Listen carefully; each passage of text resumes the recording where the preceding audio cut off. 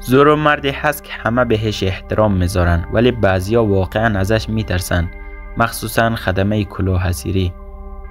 میخوای بدونی چرا؟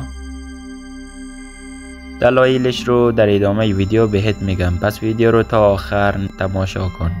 خب سلام رفیق، راستش امروز میخوام یه چیز جالب بگم. همه میدونن زورو قویه، اما چرا بعضی از اعضای خود تیمش یعنی کلاه‌حصیری ها واقعا ازش میترسن؟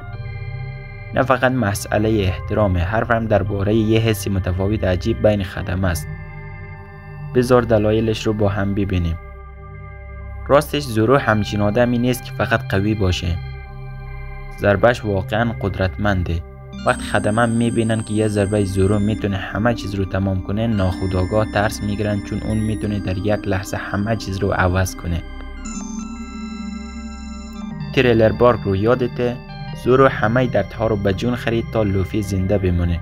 دیدن این که یه نفر حاضر عمدن خودش رو در آستانه مرگ قرار بده، هم تحسین ایجاد میکنه و هم ترس، چون این درجه از فداکاری یعنی اون چیزی که بقیه درک نمیکنن. قبل از این که به گروه بپیونده، زورو شکارچی جایزه بگیر بود. خدمه میدونن که اون از کجا اومده، زخمهاش، نگاه جدی و اسمش. همه اینها نشون دهنده اینه که زورو الکی نیست و شخصیت کاملا جدی است.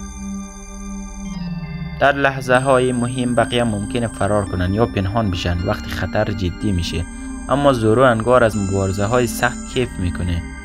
این که یکی توی تیم مدام دنبال خطر باشه برای اعضای آرامتر خیلی نگران کننده است، مخصوصا نامی و اوسوف.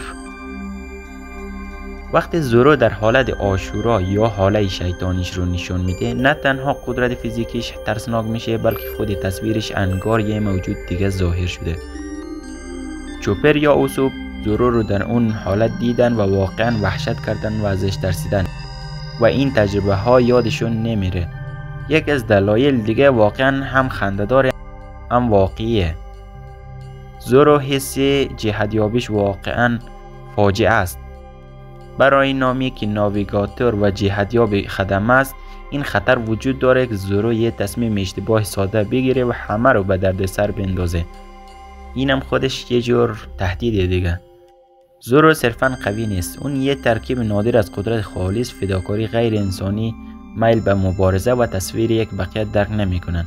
برای اونهایی مثل اوسوف یا چوپر این یعنی احترام با چاشنی ترس. درسته که دوست و همتیمی همن، اما یه مرز قابل لمس بین اعتماد و هراس وجود داره. اگر دوست داشتی این ویدیو رو لایک کن و اگه فکر میکنی لحظه هست که واقعا زورو خدمه رو ترسون، تو کامنت ها بگو.